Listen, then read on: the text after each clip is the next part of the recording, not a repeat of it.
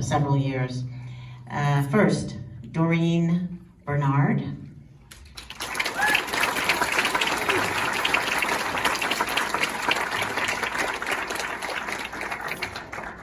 Michelle Paul.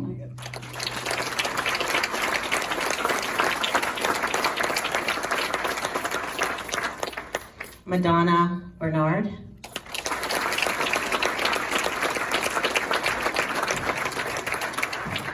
Paula Isaac. Paula Isaac.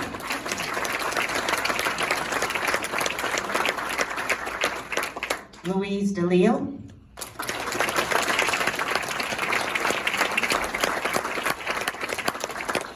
And Michelle Francis Debbie, sorry. And Darlene Gilbert.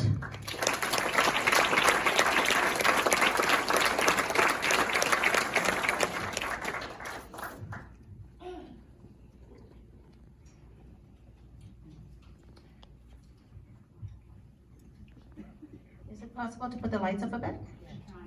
Okay.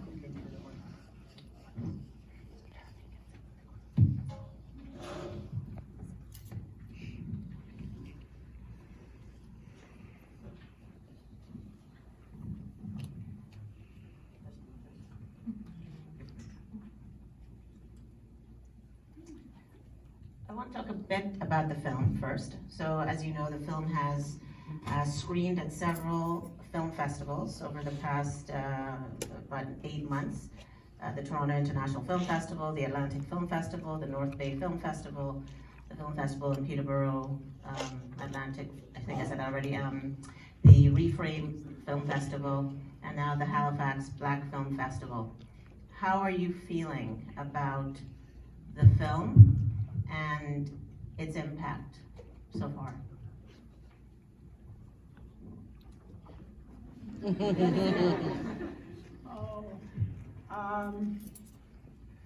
This film is monumental, and getting the answer to letting everybody know about environmental racism.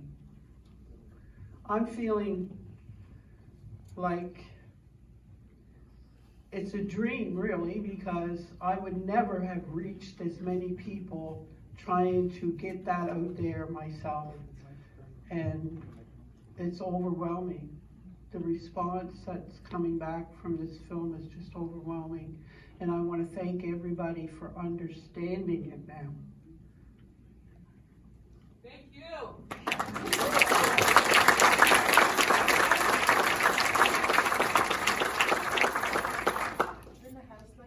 Yes.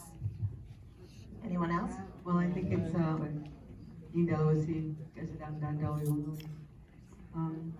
I think it's made a big impact on bringing forward the environmental racism, but just the racism against the people and then against the land. What happens? I mean, we've been fighting for our rights forever. More than 150 years. But as you know, what's been happening, it's connected. You know, what's happening on the West Coast and what's what. It's also what's happening here. And you know, I think what we've been doing is, I mean, how many people already knew about all the gas before? Yeah, I've been out there 5 years, 6 years. But I think it's really important that this film will be seen around the world, and people will see the real Canada.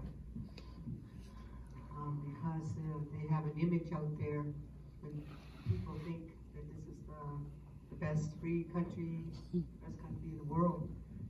And well, we're the original people, and we can tell you that policies of Canada have affected our lives for 500 years. And, I think the truth is out there, and it's not just us saying it now.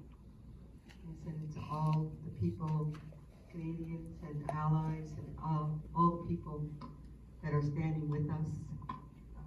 They're saying it too. So I think our voice and the truth is coming out. It's out there, and now we have to fight for that reconciliation that they talk so much about. Thank you.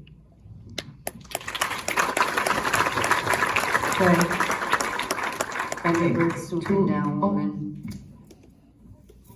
Okay. Talking about feelings, it's overwhelming. You know, it's overwhelming for you guys to see. Can you imagine us that are a part of this?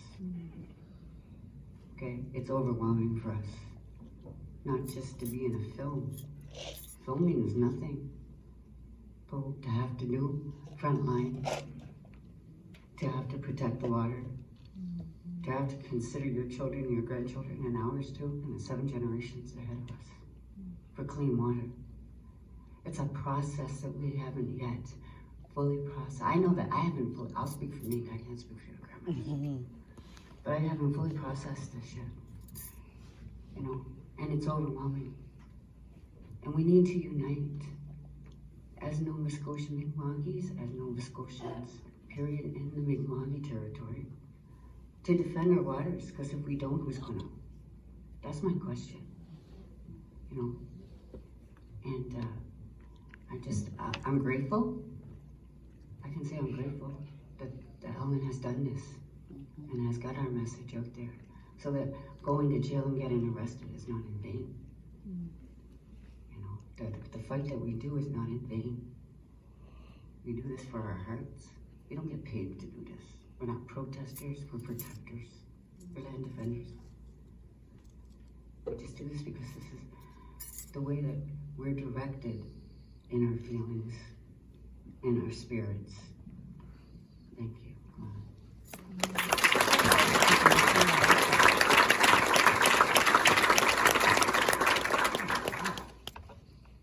Kweni nadalo si kukugas focus. Akwigi nin unamagi. My colonial name, however, is Madonna Bernard, and I'm from Cape Breton. I'm going to just keep it short.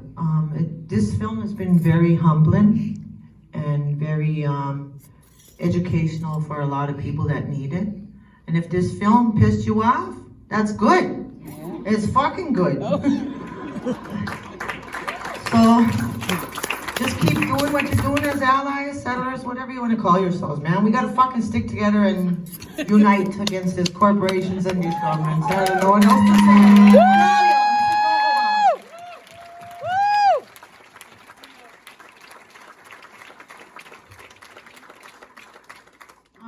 So when we're talking about the impact, I think I just want to poll the audience. How many of you knew about Boat Harbor 2 years ago? How many knew about Boat Harbor 5 years ago? 10? 20? 30? So I see you get the message. We've been kind of hidden in plain sight for a very long time. And you could tell I was emotional in the film, and I'll continue to be emotional because it's not over. In my opinion, it's not over. Our community has a lot of healing to do, but yet we're always waiting for what's next. So when we talk about the impacts this film has had, we're so grateful for several films that have come out recently. A lot of media, some media has been very good for the cause. Some media has been harmful. And I'm sure as long as it brings an awareness, people think that's good, but there are people, there's a really strong community behind what's happening here, and thank everybody for their time and their attention.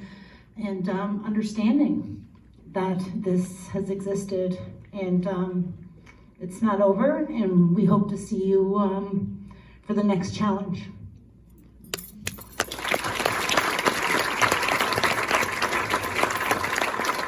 So the film was completed late last year, so there are a few kind of updates, of course, since then. I'm wondering what the current challenges are that you're currently facing around your fight. I'm just gonna touch on that right now. As a community member, I'm kind of have to switch hats, because as a community member, lifelong community member, and my close connection to my community, I speak from the remediation plan. So my job is to make sure that there's space for our community to get involved and to be aware of how Boat Harbor is going to be remediated. So there's a lot of factors that go in. Of course, the province is in charge of cleanup. I think one of the challenges I have on my work hat is trying to get them to pay attention to our science and our traditional knowledge, because those things matter too. So for the last 4 years, you know, sitting around these tables with all these researchers and with all these universities who are working really hard, you have to constantly remind them that there's a whole another level that they have to consider, because that's important to us. And on a community member side, the remediation plan right now is to contain all the sludge in a containment cell on site. And to me, as a community member, that's still environmental racism. So when I say that it's not over, I don't know the outcome. We know that it's challenging, and we're being present. We're present every step of the way through consultation. It's tough. It really is, because when people are project minded, you know, time is money. As much as they want to say that money's not a factor and they want to cater to you, we know it's the bottom line. So the best we can do is forever to stay in their face. You know, remember us. What about us? What about our knowledge? What about our science? What about, you know, leaving that there? Are there harmful impacts for the future? It's not just a Band-Aid. So our hope is to have OSEG clean. It's a tough road. What about in Shelburne? What are the current challenges you're facing? Well, we're still facing the fact that we don't have clean water in the south end. Not yet. And we're fighting for it. We just went through a long 2 years trying to get the town council to realize that we have no access to clean water. We've done a lot of water tests, and the water tests have come back contaminated. And we were trying to find ways to work with the town and with the mayor and her council to get clean water in our area. Didn't work. Ellen stepped up and offered $6,000 for a community well. The mayor said, we will accept it, but it should go in the center of town, not the south end. So we said no. Wow. And we continued to go back to the table again with them, and then they said, well, what we'll do is we'll put a garden hose at the sewer plant, and the people in the south end can go there and get water. Insulting. Oh my gosh. Ellen stepped up again and said, I will pay $20,000 to $25,000 for a well in that community, plus $5,000 to maintain it. They had no choice. So we're in the process now of working with them to get the well completed. And we're also trying to work with government organizations like Nova Scotia Housing to help repair the wells in our community, because they're old wells. They've been there since we've been there, and we've been there for a long, long time. So, Nova Scotia Housing has stepped up, but it's a challenge to get people to the table to discuss these issues and to have them follow through on promises they make. What about the grassroots grandmothers? What are the current challenges? These three ladies that I'm wedged in between were arrested, and they're going through court. We're going through court right now as we speak. The next court date is in April, I believe. And it's long, it's not over for us. I'll try to keep it brief. There's two things that I want you to know. The industrial permits are still valid according to the province, so we need the push on getting those revoked immediately. That's one. The other urgent matter is the fact that they are trying to rewrite the policy of the federal fishing regulations to actually accommodate the project and allow the project to be compliant. So we can't let that happen either. So all these loopholes that they're searching for are coinciding with the court case that the grandmothers are involved in, but also Spaghetti, the band itself, is going through a court case as well. You may have heard of what had happened when the council, Cameron, had said the Mi'kmaq are conquered people. I gotta laugh because he was quickly slapped back, but what happened was he was instructed by the premier to say that and to do that in the court case. So now there's a whole debacle happening with that because of course we know that's not what the record reflects in our history. So there's those court cases are happening simultaneously. Essentially, we need a lot of pushback and a lot of unity and support from everyone to push the government to get those permits revoked, and to also not allow, put the pressure on them to shame them for how dare they try to change their own regulations that they didn't follow in the first place. So yeah, that's kind of a little update there. Also, Spaghetti just finished going to court last week, and this is for the appeal, the appeal of the appeal. Our band has spent about $600,000 fighting this since 2015.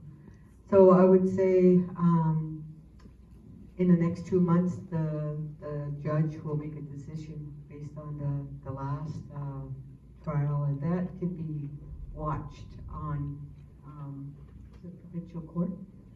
Yes, on a provincial court. They actually live streamed it. So I was sick with the flu, but I couldn't go. But I sat in front of my computer for 2 days watching it.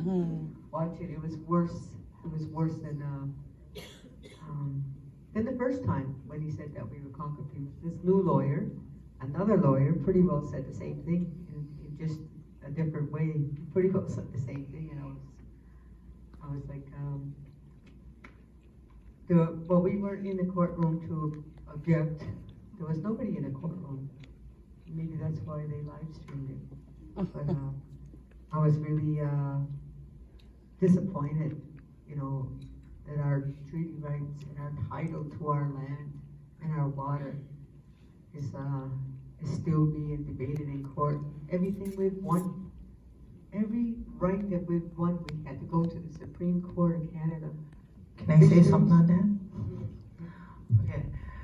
There's a big difference between the INAC system, the INAC chiefs, and the grassroots people. So that's where a lot of confusion comes into play too. Like, I don't go by the INAC system. I don't know, I can't speak on anybody else.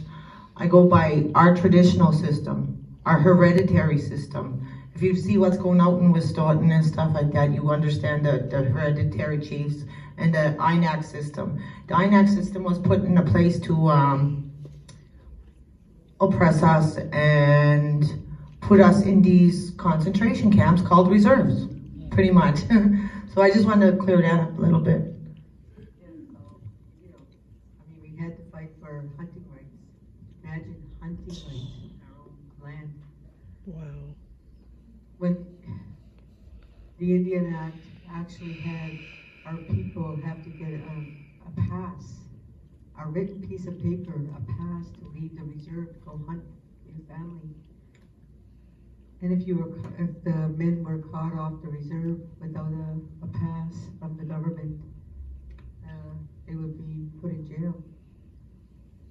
won hunting rights. And then it was fishing for people who were fishing. You know, the Marshall decision. How many people are familiar with the Marshall decision? Yeah, we won everything that we've had to do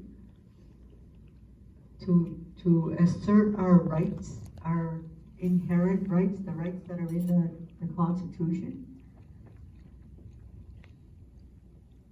The natural laws and the indigenous rights that we were born with came from Creator, not from the government.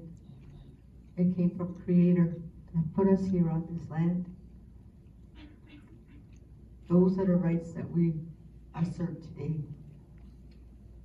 And we're not waiting for them to tell us, or the court to tell us, whether they acknowledge those rights. We're asserting those rights. And this is who we are, and this is where the next 7 generations behind me are going to be able to assert their rights as an equal as well. And I want to conclude, I guess I'm over time. One thing that members of the public can do right now to support you and your communities in your fight. One thing from each community, or two. Talk about it. You know, share stories with each other around the table, with your children. Help bring the awareness that, you know, environmental racism is real. It's happened to us. It's on film, you know, here in Nova Scotia. I know that we're still in consultation. We're doing a lot of hard work, but keep us in your thoughts and prayers that at the end of all this, our community and our younger generations and our children and our children's children are going to be safe. Yeah, and just it's hard to talk about because there's a lot going on in social media right now. There's a lot of attacks, there's a lot of hatred, there's a lot of comments that are hurtful. And when you can, you know, just be kind. Be kind. Louise? I have to echo what Michelle says, talking about it. When you become my age and you've dealt with racism of any kind, environmental racism is no different. If you talk about it and people understand it, usually inside of us there's always that good person. And if you talk about it and stop it, don't go forward with discrimination or of any kind, because it's hurtful. And talking always helps, no matter what it is. You can solve many things just sitting down talking to somebody. We're currently still in the court system for constitutional rights for not just us, for everyone. So we're still doing fundraisers for the legal fund. We have pamphlets that's going to be given out at the door if you can find it in your heart to help us pay for our lawyer. He costs money, like he's top lawyer. It's expensive to try to go against a corporation. So, but I mean, this is not just our lands, this is yours too. And we want to share it, you know, and in order, unfortunately, it has to be an Indigenous fight, led, you know, but we're all treaty people, right? And we all want the same thing. We all want clean water. We want a clean ecosystem. I believe that our children should be able to fish in that river, right?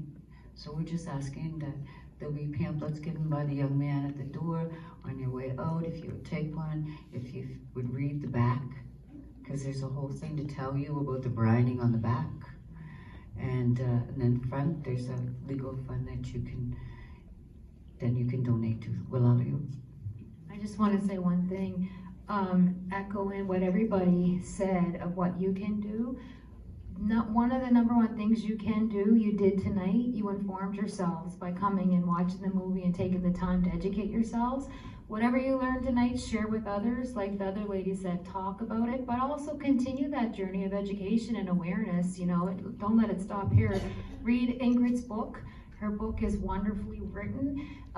There's many other books you can read, and if you're looking for reading lists, reach out to some of us. You know, education is a wonderful thing, and knowledge is key. So I would say arm yourselves with the knowledge, because you're not going to get it from the government.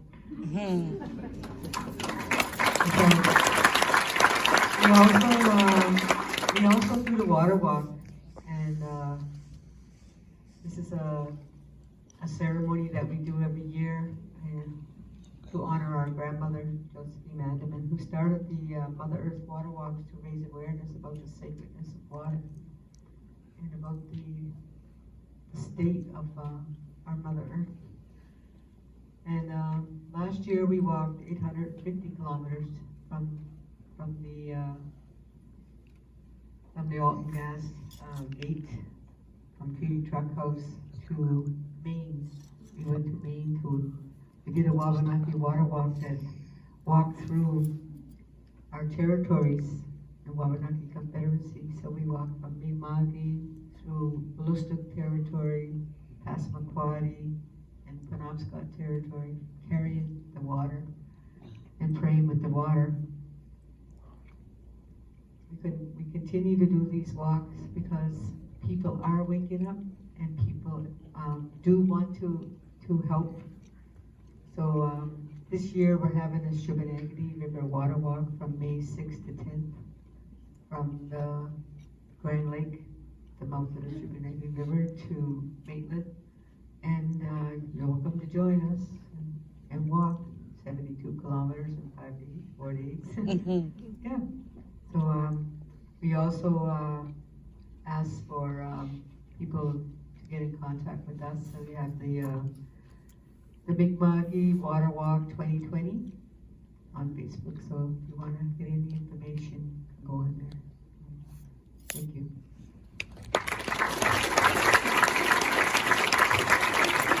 I'd like to thank everyone for their contributions to the film, to the fight, and I'd like to thank all of you for coming out. Thank you.